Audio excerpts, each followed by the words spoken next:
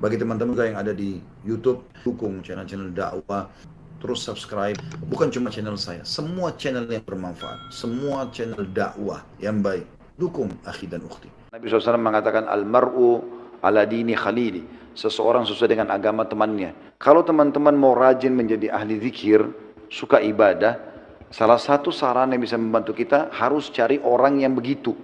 Ya. Karena kalau kita bergaul dengan 10 orang penghafal Quran, kita nggak bisa ngaji. Hari pertama, hari kedua kita malu, seminggu kita belajar huruf hijaiyah, sebulan kita bisa ngaji, setahun kita hafal Quran bersama mereka. Kalau kita berteman sama orang-orang buruk, maka kita akan terpengaruh sama mereka. Sehebat apapun Bapak Ibu menganggap imannya. Kita kalau tidak merokok, berteman sama 10 orang perokok, hari pertama, hari kedua kita terbiasa cium baunya, seminggu mereka akan katakan coba, sebulan kita sudah terbiasa, setahun kita bisa merokok, gitu kan. Seperti itulah, akan besar pengaruhnya. Jangan bilang tidak terpengaruh, karena kita manusia ini makhluk sensitif. Hidung kita bisa bedain busuk dan wangi seketika. Mata kita bisa bedain ini terang dan gelap seketika. Telinga kita bisa bedain mana suara keras dan lembut seketika. Semuanya bisa seketika. Ini sangat sensitif, maka jangan bilang kita tidak terpengaruh. Hadis pertama dalam keutamaan zikir adalah hadis nomor 28 dengan sanad sahih dari Abu Hurairah radhiyallahu bahwasanya Rasulullah SAW bersabda, cukup panjang terjemahannya begini. Sesungguhnya Allah mempunyai para malaikat, kata Nabi SAW, yang khusus berkeliling-keliling di jalan-jalan untuk mencari ahli zikir. Orang yang suka berzikir kepada Allah. Baca Quran, hadiri majlis ilmu insya Allah seperti ini. Jika mereka menjumpai satu kaum yang sedang berzikir kepada Allah, maka mereka saling berseru satu sama lain, para malaikat ini. Kemarilah, inilah tempat yang kalian cari. Maka kemudian para malaikat itu menaungi mereka, para ahli zikir itu dengan sayap-sayap mereka sampai ke langit dunia. Lalu kemudian Rabb mereka bertanya kepada mereka, para malaikat tadi. Padahal dia Allah lebih tahu tentang keadaan ahli zikir itu. Apa yang diucapkan hamba-hambaku? Para malaikat menjawab, mereka bertasbih, mereka bertakbir, mereka bertahmid, mereka memuliakanmu. Lalu Allah bertanya, apakah mereka pernah melihatku? Maka mereka para malaikat menjawab, tidak, demi Allah, mereka tidak melihatmu atau belum melihatmu. Lalu Allah bertanya, bagaimana jika seandainya mereka melihatku? Maka para malaikat menjawab, seandainya mereka melihatmu ya Allah, niscaya mereka akan lebih giat lagi dalam beribadah kepadamu. Lebih giat dalam mengagungkanmu, lebih banyak bertasbih kepadamu. Lalu Allah bertanya lagi, apa yang mereka minta di majlis mereka itu kepadaku? Mereka para malaikat menjawab, mereka meminta surga kepadamu. Dia bertanya, Allah bertanya lagi, apakah mereka pernah melihat surga itu? Maka para malaikat menjawab, tidak, demi Allah wahai Rabb, mereka tidak melihatnya. Lalu Allah bertanya lagi, bagaimana seandainya mereka sudah melihat atau pernah melihat surga itu? Maka mereka, para malaikat menjawab, niscaya mereka lebih menginginkannya, lebih giat memintanya dan lebih mengharapkannya.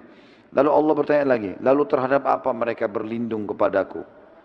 Maka para malaikat menjawab, mereka meminta perlindungan dari neraka. Allah bertanya, apakah mereka sudah pernah melihat neraka itu?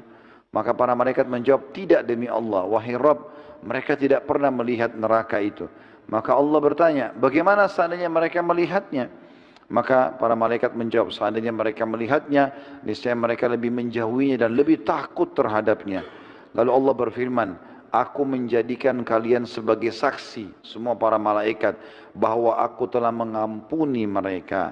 Beliau SAW melanjutkan, salah satu dari malaikat lalu berkata, di antara mereka terdapat si fulan yang bukan termasuk mereka. Kebetulan mampir sholat di majelis ilmu begini, kebetulan saja ada orang lagi zikir dia lewat. Dia tidak, mungkin dia janjian sama temannya, bukan tujuannya untuk ikut gitu. Bagaimana kata malaikat? Ada di antara mereka si fulan yang bukan termasuk mereka.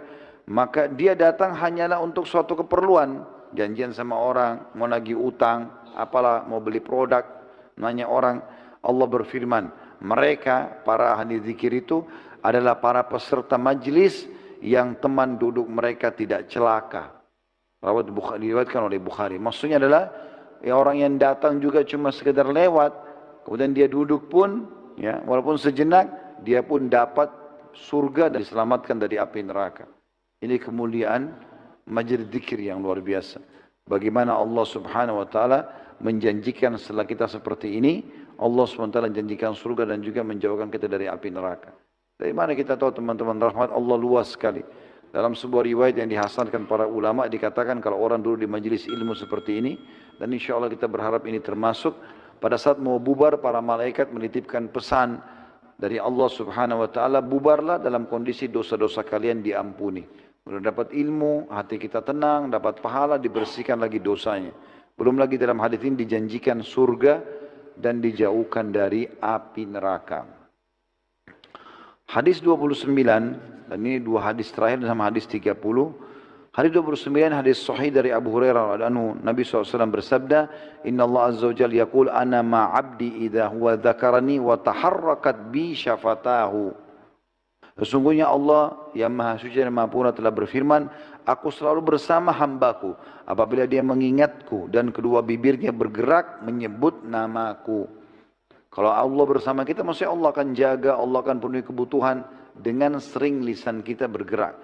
Ya, kedua bibir kita bergerak menyebut Allah Subhanahu wa taala. Hadis ini riwayat Ahmad dan Ibnu Majah. Ini sering saya ingatkan. 1 menit itu teman-teman bisa kita gunakan maksimal, luar biasa. Astagfirullah wa atubu ilaih, astagfirullah wa atubu ilaih. Itu luar biasa. La ilaha illallah, subhanallah walhamdulillah wa la ilaha illallah, Allah akbar, la hawla wa la quwata illa billah. Keutamanya banyak. 1 menit kita bisa dapatkan banyak sekali pahala. Jangan diam. Lagi aku itu pun tunggu di lift, lagi zikrullah. Lagi di lampu merah zikrullah. Lagi menuju ke kantor zikrullah. Paling tidak teman-teman sekalian kita putar ceramah misalnya di radio. Atau kita melanjutkan zikir pagi petang. Itu hal yang luar biasa. Hadis terakhir dalam bab kita adalah hadis nomor 30. Dan kita tutup dengan ini. Hadis sahih dari Abu Hurairah radhiyallahu anhu dan juga Abu Sa'id radhiyallahu anhu, bahwasanya keduanya menyaksikan Rasulullah SAW bersabda, idh qala al-abd, apabila seorang hamba mengucapkan la ilaha illallah wallahu akbar, tidak ada Tuhan yang berhak disembah kecuali Allah dan Allah Maha Besar. Qala yaqulullahu azza wa jal, maka Allah langsung menjawab, yang Maha Suci dan Maha Purna menjawab, sadaqa abdi la ilaha illa ana wa ana akbar wa idza hambaku telah benar, betul-betul memang tidak ada Tuhan yang berhak disembah kecuali aku dan akulah yang maha besar. Wa idza qala al-abd, kalau seorang hamba mengucapkan la ilaha illallah wahdahu, tidak ada Tuhan yang berhak disembah kecuali dia semata, qala, Allah menjawab, sadaqa abdi la ilaha illa ana wahdi, maka Allah menjawab, hambaku benar, memang tidak ada Tuhan yang berhak disembah kecuali aku semata.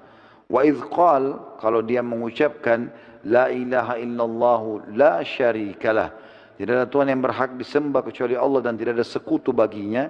Qala, Allah berfirman, sadaqa abdi la ilaha illa ana wa la syarika li, hambaku telah benar, tidak ada Tuhan yang berhak disembah kecuali aku dan tidak ada sekutu bagiku.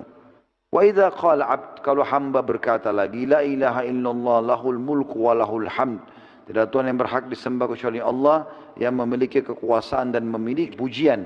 Qala, Allah berfirman, sadaqa abdi la ilaha illa ana liyal mulku wa liyal hamd, hambaku telah benar, memang tidak ada Tuhan yang berhak disembah kecuali aku, milikkulah kerajaan dan milikkulah puji-pujian.